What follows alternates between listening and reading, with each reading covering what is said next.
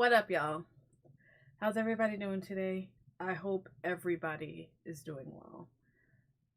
I know we all go through things, and I just hope that if you're having a bad day, it becomes better. If you're having a good day, it stays that way for you. I just want to send you positive vibes. So, today's topic, we're going to be talking about grief. I have been processing grief a lot. Really, in my lifetime, I've processed grief a lot. I believe it's gotten healthier recently of how I processed it, but over the last couple years, I've had to process a lot of grief. And when I tell you, I was looking for podcasts, I was looking for self help books, all kinds of things like that to try and figure out how to process this, because surely I'm not alone in trying to figure this out. I'll be honest with you, I did not find a whole lot for some things. And I'm hoping what I share today might help somebody else out there. I'm not perfect. I am not a perfect human being. I am by no means a professional in any way. But I do want to put out there some of the things that I've been going through because, again, if somebody was searching like I did, maybe some of the things that I've come to from a realization on my own or talking to a professional therapist or anyone in any professional stance at all that can help me process all this. I'm really hoping this can be of some sort of help to somebody. Because processing grief is difficult and there are so many ways. I mean, so many ways that you can grieve. And I don't think that's talked about enough. I feel like whenever you think of the word grief, you immediately think of, oh, someone that died. So you're mourning a loss right now of somebody that's no longer part of this world. And that's not always the case. Sometimes you have to grieve somebody that is still alive. Sometimes you have to grieve losing something, an object. Sometimes you have to grieve a big life change. There's a lot of different types of grief that we have to go through in our life. And sometimes it's necessary and it's good. It's a decision that we made that was important for us. It was a hard decision, and we have to bear with the fact that we're now leaving something behind. And sometimes it just is what it is. And we just have to let things roll as they should, because sometimes, unfortunately, that's just how it is. So, first part, I want to talk about 3 people that I have been grieving. 2 are still alive, and 1 is no longer of this earth. It's grieving all 3 of these people has been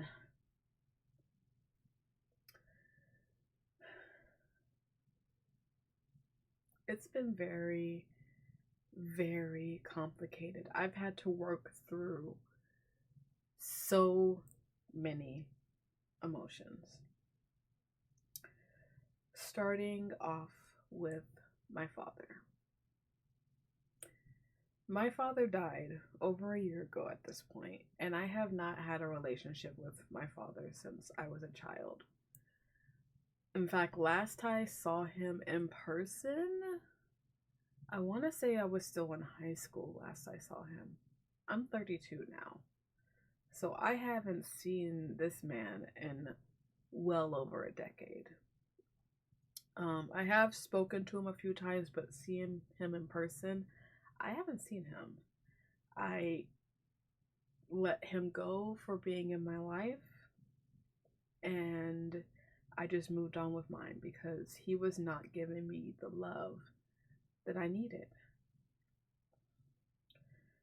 So I received the news that he passed. I was out with a friend at the time, and my sister gave me a call letting me know that he had passed away. And I remember in that instance, I broke down crying. And I remember thinking, why am I crying? I have not spoken to this man in years. I haven't spoken to him in years. I have no clue why I'm crying over him. And it took me a while to process and to figure out what was going on. And it was a lot of different layer of things. My dad was not really present a lot in my childhood. He was around, but present in being a father, he wasn't. That was a rarity. He is very much a person that he would show up randomly, he would buy me things, and then he would disappear again. He bought me this bear that I'm holding. My senior year, there was a band recital. In high school, I played the saxophone. And my senior year, each section raffled off a basket. It was to raise money for the band. And I wanted the chocolate basket. I didn't eat the chocolate. Don't ask me where the chocolate went. My mom probably ate it because I'm not that big a fan of chocolate.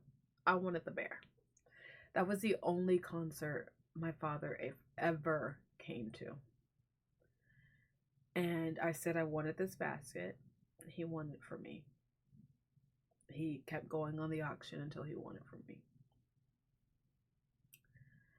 Now, would I have rather have had my father in my entire high school career of me being in marching band, playing the saxophone, being in color guard, being in winter guard? Would I have rather had him more present and attending these events than him buying me this basket at the one recital he went to? Absolutely. In a heartbeat. I wanted him to be more present, but that was the only thing he understood. Whenever he came around, whenever he would finally come around, he would buy me stuff and then he would disappear again.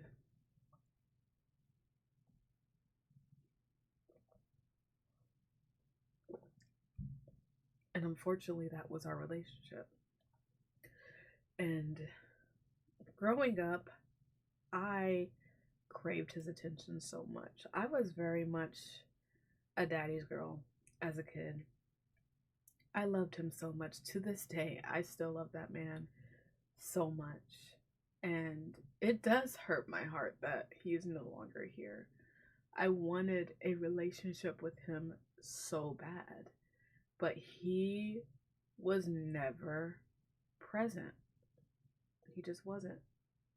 And it's for all kinds of various reasons.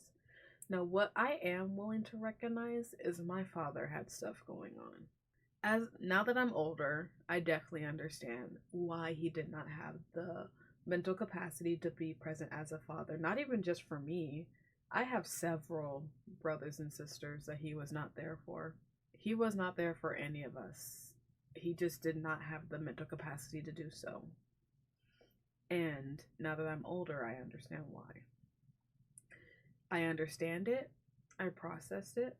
And that's why I just calmly walked away from trying to have him in my life again, because at that point I was begging for his attention. And I never got it. Except for the random times he would pop in, introduce me to whoever he's dating at the time, because he was always dating somebody new, buy me stuff, and then he would disappear again. He just was not at all present. And it does hurt that he wasn't present, but it is what it is. I wanted more than anything to have some type of relationship with him. It didn't have to be I call him and I talk to him for 8 hours a day. Like I hear some people, well, not every day, but I hear some people are able to call their parents and they're on the phone for hours. And that was never the case with him. I wasn't on the phone with him very long whenever he did call when I was younger. I really wanted some type of relationship, some kind of father daughter relationship. I wanted him to be there for me in a way that I needed it, and he just couldn't be. I really wanted that truly, even up until he died and I had already separated myself from him. I wanted that so badly. And whenever he died, I realized and got confirmation that I will now never get that. I will never get the relationship that I have been wanting from him. And realizing that hurt. And it made me wonder so many things. Should I have maybe not cut him off? Should I have kept him in my life? I asked myself so many questions.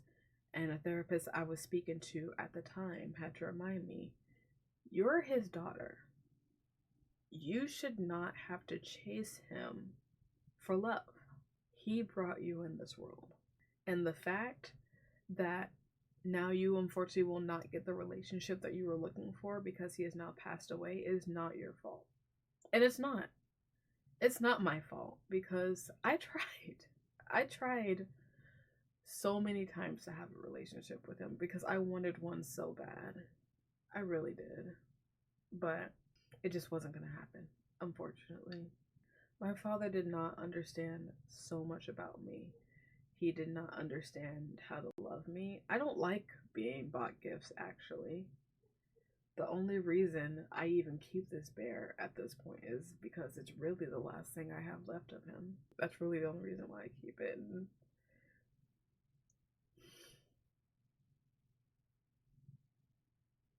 Well, I know I will never be able to have the relationship with him that I was hoping to have. I can always at least keep some part of him with me in some capacity.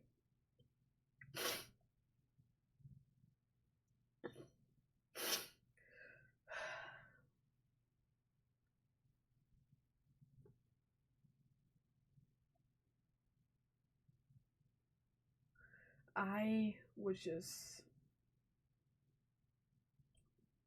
going through so much. So many emotions, so much anger, so much. Why did he never, try to be a good father to any of us? Why, you know, why was he not in contact? Why was he hard to get a hold of? Why did we never know where he was? Why was he always moving? It was a chase with him every single time. And I was fed up. I was tired. I was tired of chasing. I'm not going to chase somebody to beg them to love me. And that's exactly what I was doing with him. Is I was chasing him because I so badly wanted my father's love, and it just wasn't happening. So I have forgiven him. I can honestly and truly say that. I have 1000% forgiven my father because there's a lot of things that I won't go into detail, particularly on this podcast, about why he did not have the mental capacity to be present as a father. There are a lot of reasons. Some of those things were in his control, some of those things were out of his control. And 80% of it had to do with mental health, which is something previous generations have not taken seriously. And for that reason, there's a lot of situations like mine. I was not able to have a serious relationship with my father because he didn't go to therapy. Respectfully, also, if he went to therapy, I probably wouldn't be here. But that's a story for another day.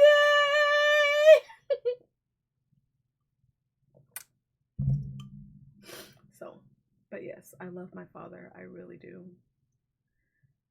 I really used to be a daddy's girl. I got so excited. My face lit up whenever I saw him.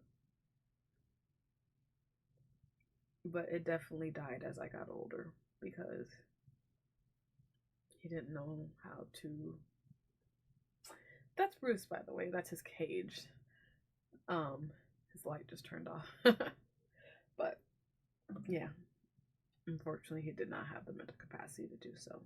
So, rest in peace, Dad. I still love you, and I will always love you, no matter what. I do wish I could have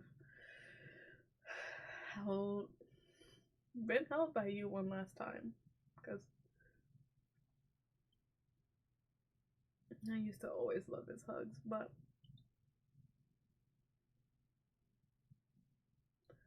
life goes on.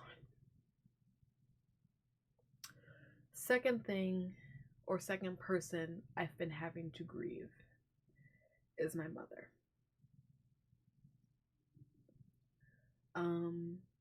You may have already heard on another podcast or may not have.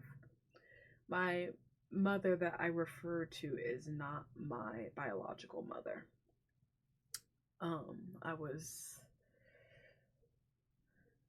left there one day by my biological mother. And so the mother I'm referring to now, I had to cut her off a little over a year ago. And that was also a very tough decision because, again, reminder, the person that raised me was not my biological mother. So I had a lot of confusing emotions surrounding that as well, because especially because she did remind me before I knew she was my biological mother. She let me know consistently that she did not have to take care of me and she can give me to the system at any point.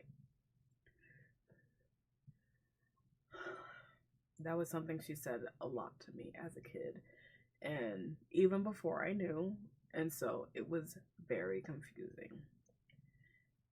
As I got older, the relationship with my mother did not get better. I did not feel like I could talk to her about anything. I did not feel supported by her in any way whatsoever. My mother has never once supported, any of my dreams. I had so many things that I wanted to do that she shot down. I wanted to be a fashion designer. I wanted to be a chef. There's so many things that I wanted to do that she just shot down. And I came out to her as bisexual when I was 16. She called it a fad. She still to this day calls it a fad, by the way. I am now 32. And she said it's a fad. I've had my heart broken by women. And she still to this day says it's a fad. At 16, I came out to her as bisexual. I'm now pansexual, is what I identify as. And neither one she has supported. She is very, very hard to talk to. It's her way or the highway every single time. Every single time. And whenever the day happened that the straw broke the camel's back was when she asked me a favor. I said, I can do you this favor, but XYZ. You gotta be able, I'll do the favor for you, but you gotta be a little accommodating of me too. I have things to do. I have a schedule. And she did not like that. Whenever she asked for a favor, it needed to be done her way.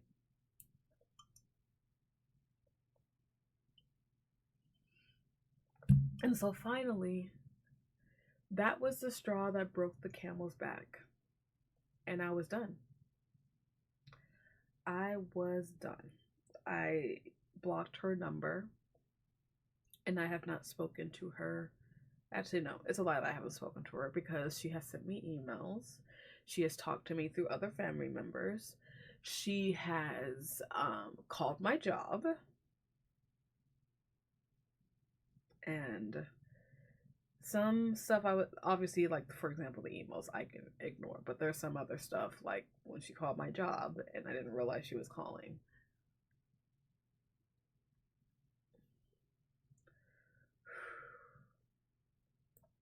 She is very, it's my way or the highway. Will not apologize. Apologizing or recognizing she's wrong is just not something she does. That's just not a thing for her.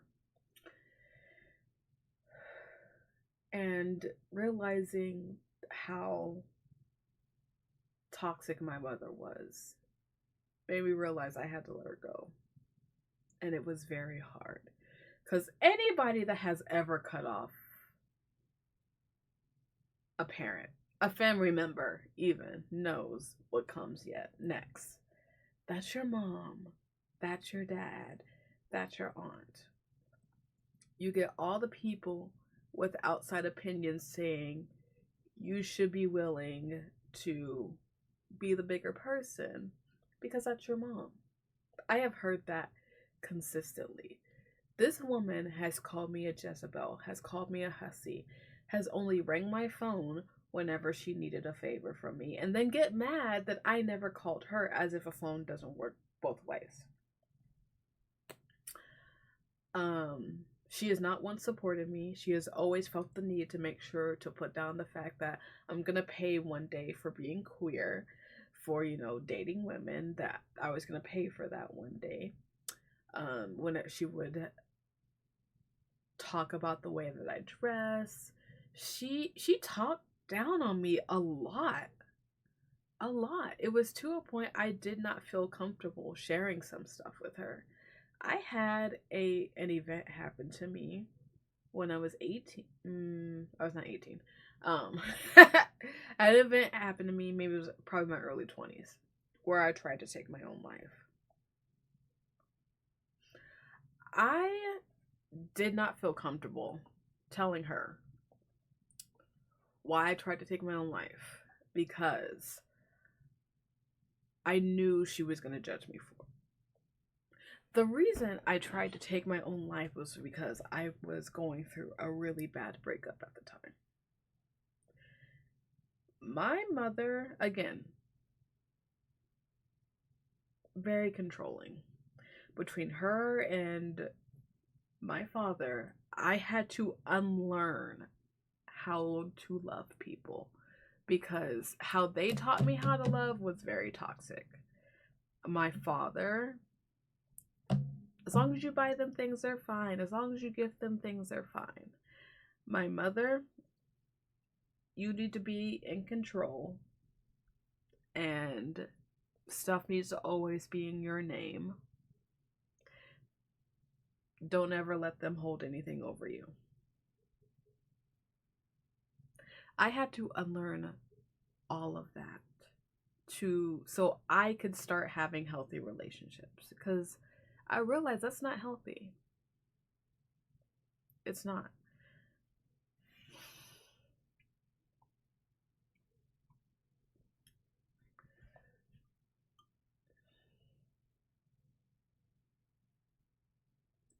There are so many things that I had to go through and rethink, because I had learned certain behaviors from her. She's very much a person that at all times she makes sure she's the one in control. That's just how she is. And so, since I've cut her off, I've been a lot better. So the traumatic event that happened was, again, I tried to take my own life, and I did not feel comfortable telling her why. My ex had dumped me, and whenever I tried to take my life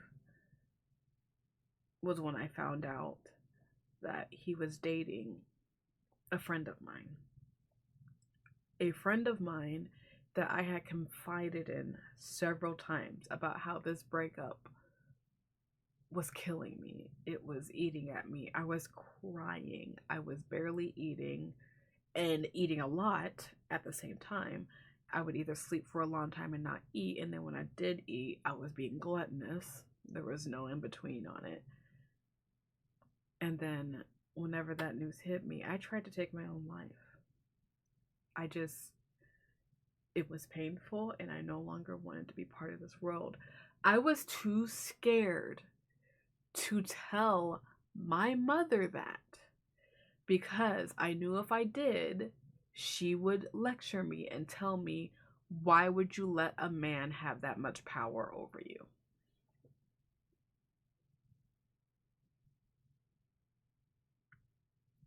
So to this day, I have never told her. If she watches this podcast, that is why I tried to take my own life in my early 20s, Mom. Because a man broke my heart. I was absolutely devastated at the time. And I did not feel comfortable enough to speak to my mother about it. Instead, I tried to take my life. I feel like that alone should speak volumes, but if you tell my mom that, I'm sure she'll find a way to twist it. I have not once talked to my mom about anybody that I have dated because, again, the name she called me, Jezebel, hussy, whore, slut. She's called me a lot of things because just being interested in other people. It didn't matter. And so I never felt comfortable talking to her about who I was dating. There was probably only one instance where she spoke to somebody I was dating. It was a very interesting instance. I was dating a woman at the time. I was on the phone with her, but of course she was my friend. And she asked to speak with my mom. They spoke for a few minutes, and my mom gave the phone back to me.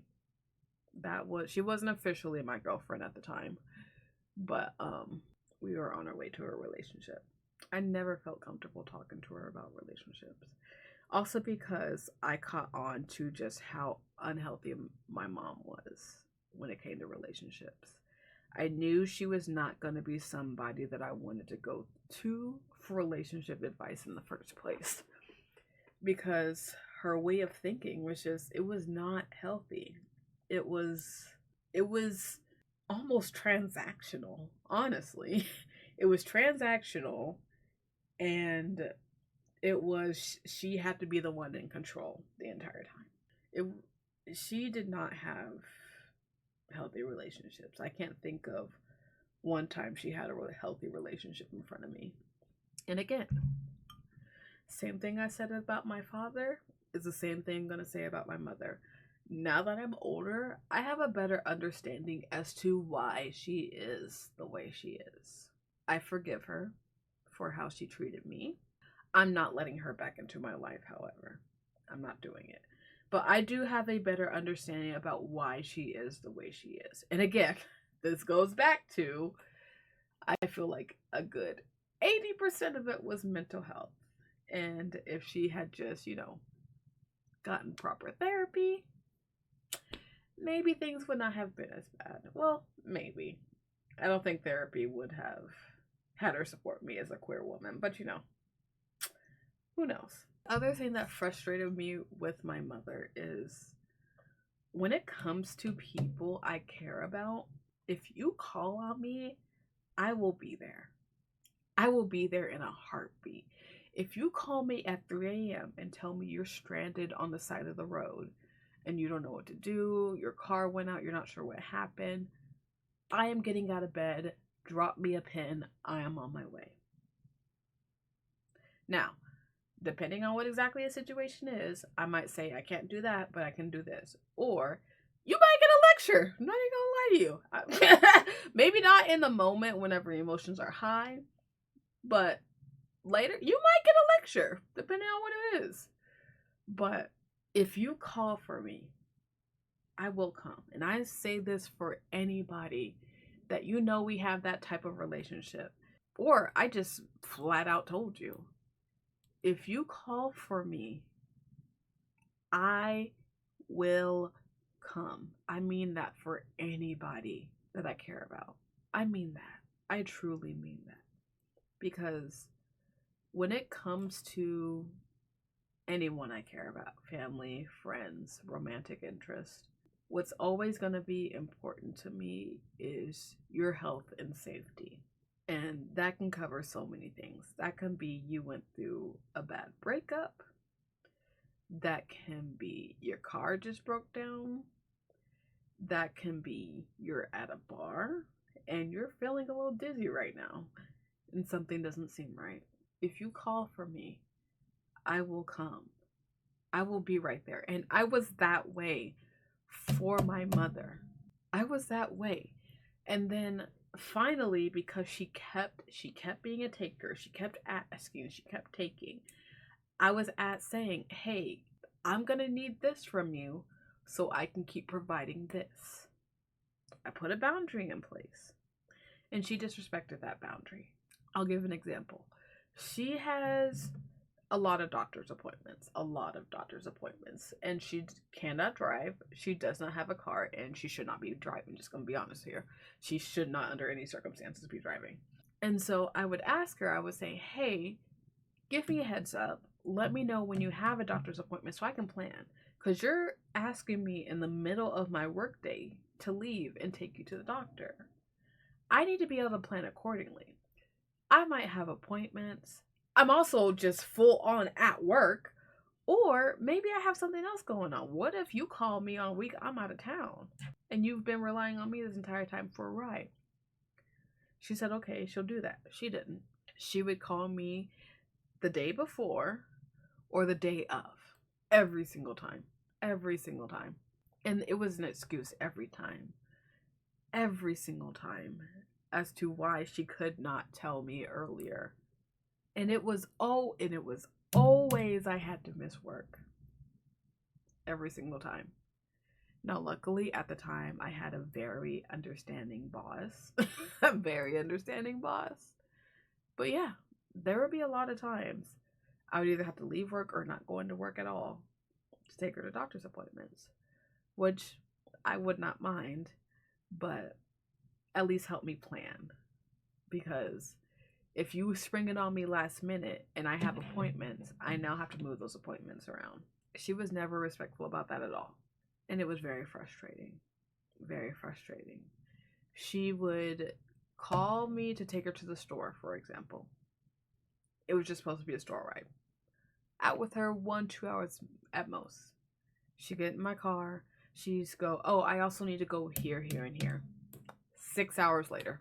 She flat out told me, whenever I call you and tell you that I need to go to the store, you just need to clear your day. So rather than just be transparent with me and tell me, what all she needs to get done and properly map it out, that way if we're right next to it on this side of town, I'm not driving back and forth. Just told me I just need to learn to clear my day. I got fed up. I got tired. I got exhausted. And then on other aspects, I would try to help her. She's a hoarder. I would try to help her get that cleaned out. Wouldn't listen. She had stuff in storage for years. She has money problems. She could have sold so much of that stuff while I'm giving her money to get rent, get groceries, etc. She lost the storage because she couldn't pay for it, because I quite actually did not have the money at the time to give her for the storage that she then blamed me for losing. I literally did not have the money. She then blamed me for losing it.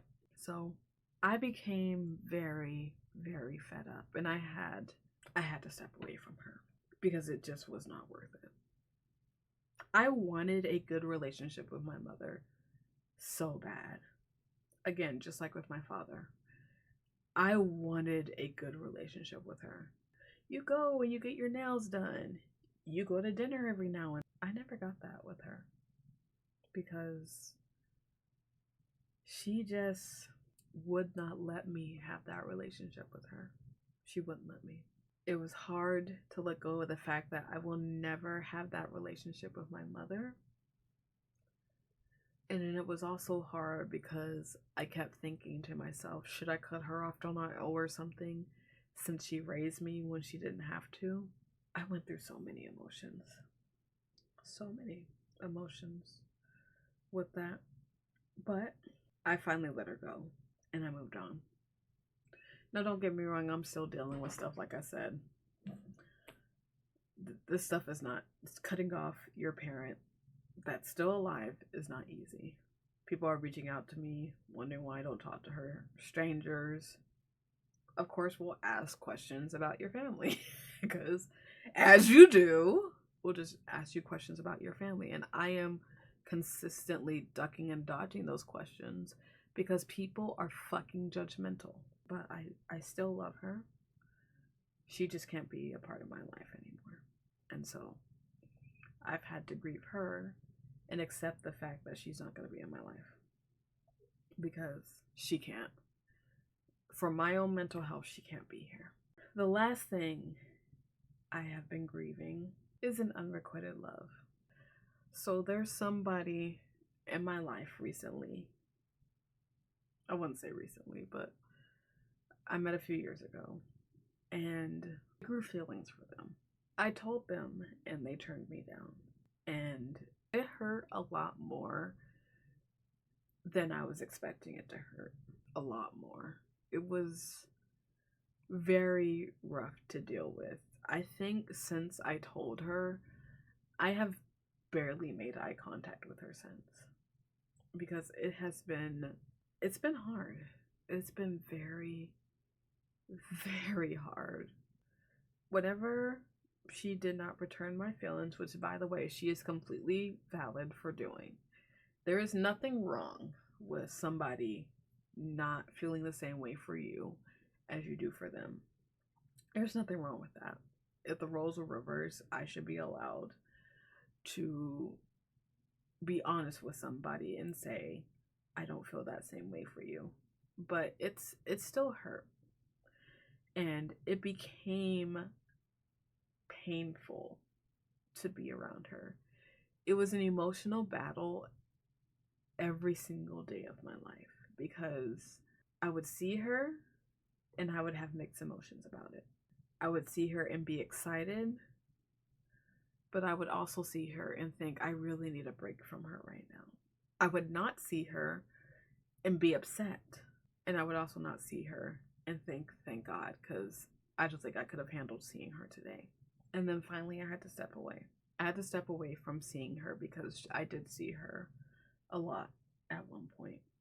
And so I had to pull myself away to heal. And I went to therapy.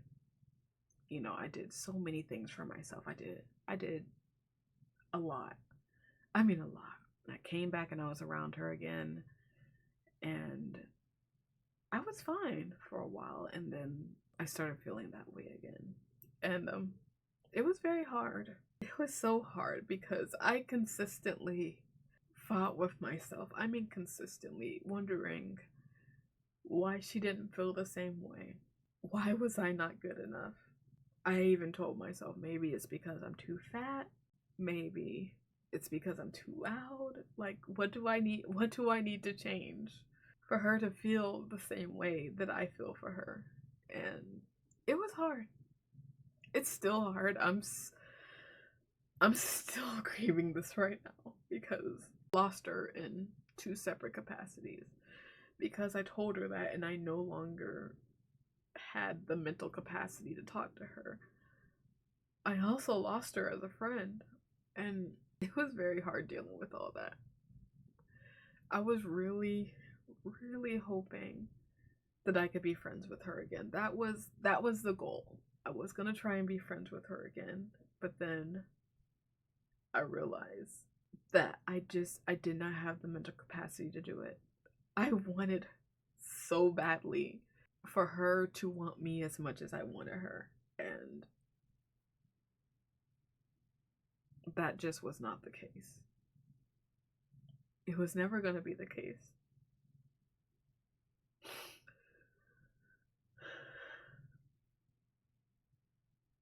I had to accept the fact that she was never going to choose me. No matter what, she was not going to see me in that way. I had to accept the fact that she was never going to feel the same way that I do. And because of the fact that I have these strong emotions,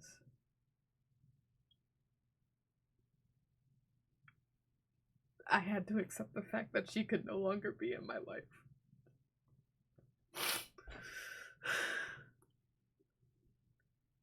Which was really good for both of us because I didn't want to make her uncomfortable, and I need to heal. And so for that reason, she cannot be in my life anymore.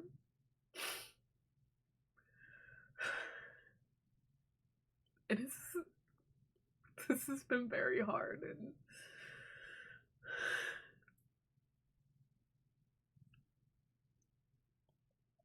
it's been very hard. Nothing about this has been easy at all.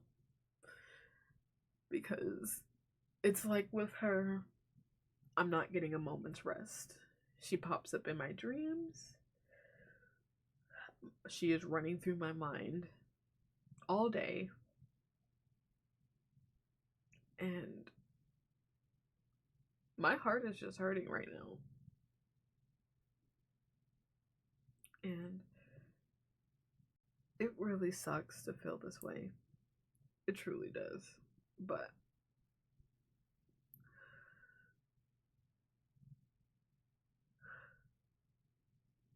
she's happy. I deserve to be happy too. And that is why I stepped away, because I need to be able to go find my happiness somewhere, because she has her happiness. She has her happy ending. I need to be able to find mine. And it's rough because not a day goes by. I mean, not one day goes by where I don't miss her. Not one. I have even when I was good for a little bit there, I still missed her a lot. I've wanted to talk to her so badly, and it has killed me not being able to talk to her. Yes, it's of my own choice, but I know it's the correct decision because friends don't think about friends the way I think about her. And the way I think about her, we can't be friends. Because in the back of my mind, I'm always gonna wish that it was different. I'm always gonna wish that the night I told her I had feelings for her, that it went a different direction. Always gonna wish that. So, accepting the fact that she can no longer be in my life has been very hard. And it's been a battle consistently. I still care about her a lot. I really do. I would still be there for her within reason if she needed me, because I care about her that much. I would still be there for her. Similar to what I said earlier, she called me at 3 a.m. saying she was stuck on the side of the road. I would be there. Without a doubt, in a heartbeat. I'm hopping out of bed right now because I care about her so much. Now, again, within reason. I have to protect myself as well, and my emotions and my feelings. And that is why I stepped away from her in the first place, because just being around her was very hard. She is a very sweet person. She is a uplifting person. She's not a bad person at all in any way, shape, or form. So she has never tried to take advantage of the fact that I have feelings for her. When I told her I needed space, she gave it to me immediately, and she has kept the space between us as requested. But this has been hard, and I do wish I could have her in my life again. I really do. Sometimes you just gotta accept the truth. If you are consistently wishing that you can be more than friends with somebody, should you be friends with them? Probably not. And that's exactly what I realized with her. I couldn't do it. I cared about her too much. Entirely too much. I wanted to be there for her in so many ways that was not appropriate for me to be there for her. So I had to step away. Heal. I'm still healing from it. I miss her a lot, but I love me too. And I care for her deeply. Under no circumstances whatsoever do I ever want to make her feel uncomfortable. And I knew if I stayed around at some point, I was going to make her feel uncomfortable because my emotions would get strong and I would get overwhelmed with them. And at some point, I was going to beg for her attention, which is not fair to her, but it was also not fair to me. I need somebody that will love me without me begging for it. I need her to want me as much as I want her. And that's not the case. So the healthy thing to do was to walk away. It was hard. It's still hard. I technically can reach out to her at any point, and I choose not to because I know I can't handle it. So those are the 3 people that I've had to grieve in the last few years.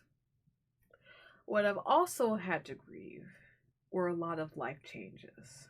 I had to change jobs. I had to change companies. I had to change places that I lived. And through all this, I had to grieve what I was leaving. I had to grieve friendships that I ended because I take my friendships very seriously. Very seriously. I don't end them for no reason. If I end them, there is a reason. I had to do it for me. And sometimes, again, that's just how it is. I had to move on from a job that I was at for so many years and put myself in a new environment where I was not going to be the one that knew everything. Which honestly is what I wanted, for being honest here. That's exactly what I wanted because my previous job, I was just there too long and people came to me for a lot of things, so it was a lot. But they came to me also because of relationships, that I built there. And so I'm now having to rebuild relationships at my new job. There's so much. There's so many different types of things that you have to grieve in your life. And it's rough because I feel like I have been consistently grieving something. I feel like my friends have been consistently grieving something. We always have to grieve something that's going on. We all have life changes. We all have big decisions that we have to make. We all have people that we have to let go. So, I hope this episode helps somebody because there's a lot of different types of grief. What I will always recommend is speak to a therapist. This might be the wrong thing for me to say and put out there online, but I have called 988 several times and they've helped me. At first, I was not an advocate for them because when I first called, it was not good. It was not good at all. And especially because I called because of reasons of me being a queer woman. I was going through stuff. And who I spoke with, the people I spoke with, it was not going well. And they now have a dedicated Pride line that helps. Or, I said Pride line. A dedicated queer line that helps queer individuals. And so it's been a lot better. The only reason why I even checked it out is because someone I spoke to on Facebook works for them. And I let them know my experience. And she asked me to give it a try again. And I did. And I'm glad I did because it's been a lot better experience. You can both call and you can both text. So if you can't afford a therapist, because trust me, I get it. Therapy ain't cheap. I do recommend calling 988.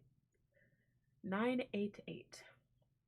But that brings us to the end of our episode. I really hope this helps somebody. ADHD Rants podcast will be streaming on most platforms where it will be available. Check to see. I have links everywhere.